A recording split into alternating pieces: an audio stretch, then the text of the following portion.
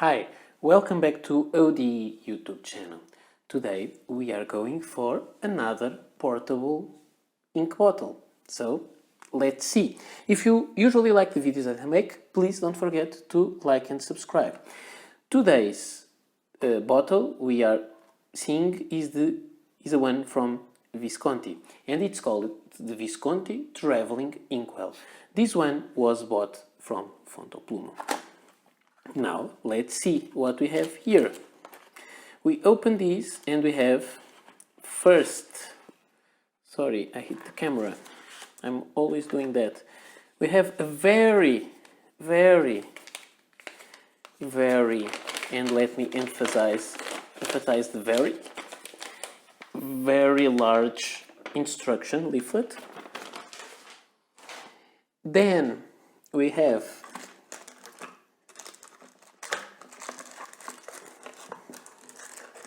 a very nice glass eyedropper, and we have inside a plastic thing the Inkwell. This Inkwell is wet because I've been cleaning it and testing it, so that happens. But when you buy one, it doesn't come like that. So this is quite expensive. This costs 55 euros, so it's not cheap. And let's take a look at it. It has several parts. It has a black bottom, as you see. Then it has a transparent part where you can see what the ink inside, and it has a level there. Maximum ink level. Do not overfill this line. Then you have a brushed metal part that says Calamaio da Viaggio, which means traveling ink pot. That's written there. Sometimes it's called traveling inkwell, and it is Visconti, Italy. There, it's not easy to see because it's very shiny. Then you have a cap with this knurled thing, and you pull it, and this is the cap. Inside there is rubber there. You cannot remove anything further. You have the rubber there, and this is where your pen will get stuck when you're filling the pen. Here on the top you can remove a little top lid, and you have a little cotton thing that allows you to clean any excess ink if you want, or you can replace it by some small sheet of blotting paper or something like that. So this is the Visconti Travelling Inkwell or Travelling Ink Pot. Quite long, it is really long, but it is beautiful, I believe. It is very well made, but expensive once again. Now, let's see how these work with the ink. First, let's put the ink here. The ink that I have is not really ink, it is inked water, just to see how things work. And first of all, let's fill the ink pot. So, we remove the cap. We will fill the eyedropper and put ink inside. Let's try not to put ink all over the little rubber inside to get a feel that is clean as possible when you remove the pen. And you have to do this sometimes to get this full, so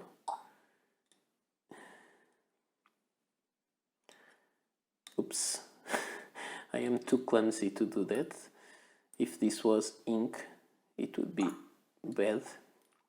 So you have to do this a couple of times until you reach that level. You can have less than that level, but it would be stupid because you would be wasting room. So some paper, some kitchen paper.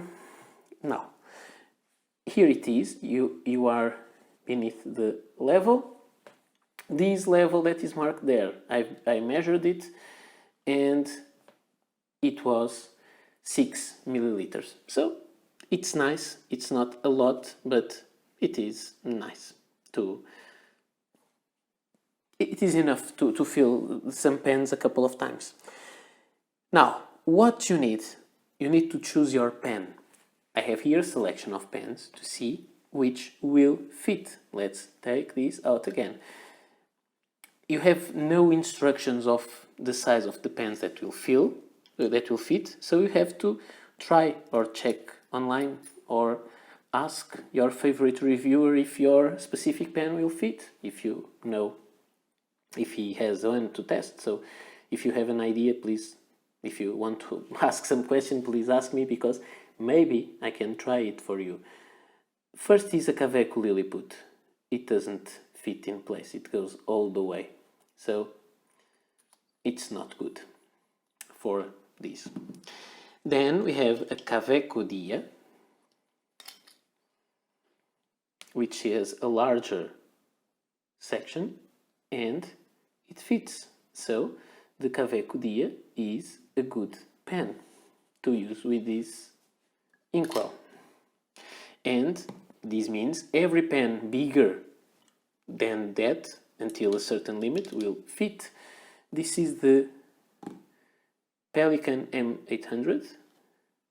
Obviously it fits, it doesn't go that further down, but it fits. Then we'll try this one, the Parker Centennial Dufold.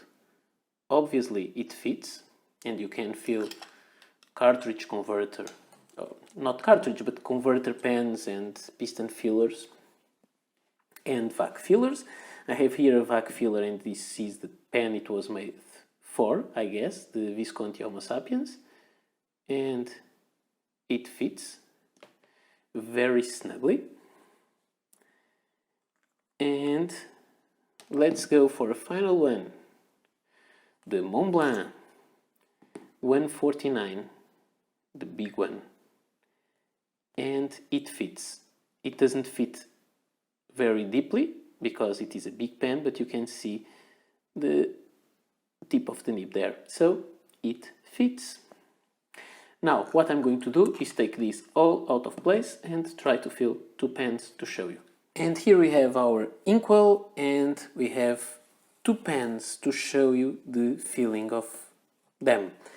I have a Moonman T1, a piston filler, which is interesting to show you how it works, and a Vingsung 699, that is a vac filler, also to show you. These are the kind of filling systems that have the best to win of an ink bottle like this. You can also fill the cartridge converter, but the converter, but it's not that interesting. So first let's uncap the ink bottle. Let's uncap the pen. First thing, the instruction says for the piston fillers you need to depress the piston, and you should not do it with the empty pen, and because what would happen is that you would push a lot of air into the inkwell, increasing the pressure, and then this could fly away, or your pen can come down and lots of ink will be everywhere, and you will not want such an accident. So first you take the pen out, you put the pen there, your piston is already down, you turn it upside down, and then you do this. You see the nib inside, because this ink, let's call it ink, it's quite transparent, and you do this, and you have lots of ink inside now, but you can do again this until all the air bubbles are released. You saw them going up. Now you invert this, you take the pen out, let's see if it doesn't fall, you just clean it almost any residues, and you have a clean fill and 100% full. So just a couple of air bubbles sticking to the walls of the pen, but this is a perfect fill that it's very hard to get from a regular ink bottle. So now we go for the vac fill. For the vac fill, they don't say to push the rod, so it's like this. It's just unscrewed the blind cap, but nothing more. We uncap the pen and we put it inside the inkwell that looks empty, but it's not, because the ink is down here in the opaque part of it. So you do this, and then you pull the rod, and then you do this. It creates the vacuum, and here we go, a good fill. You do it again, and this way you have a full fill out of a vac fill pen, which is not that easy. You can't really do that in a single bottle of ink. It's not that easy. I would say it's really hard. You just need to expel the rest of the air and do it again. So let's put this here. So we tried our inkwell, and we tried it with the Moonman T1, which is a piston filler, clear one, to be easier to see. I had these two uninked, so they were an easy choice, because they are two of the filling systems that I wanted to test. And there you can see all the interior, just a little bubble of air, and this one is completely full. So this is what you can get from this nice inkwell, and I find this quite nice. Now let's see something else, because this is for traveling, how it is possible to travel with you. I have here a pen case, those rotring pen cases that I really like, and I have to try to put here. Let's put the Moonman. I'll not put this one because it's too long for this pouch, and the traveling inkwell. That will be, let me open this. You see, perfect fit. Now I also have here a Mont Blanc 3-pen case, like that. And can I put all the 3 pens here? All the 2 pens, one, the Visconti, 2, the Moonman, and the third is not a pen, is the traveling inkwell, and perfect.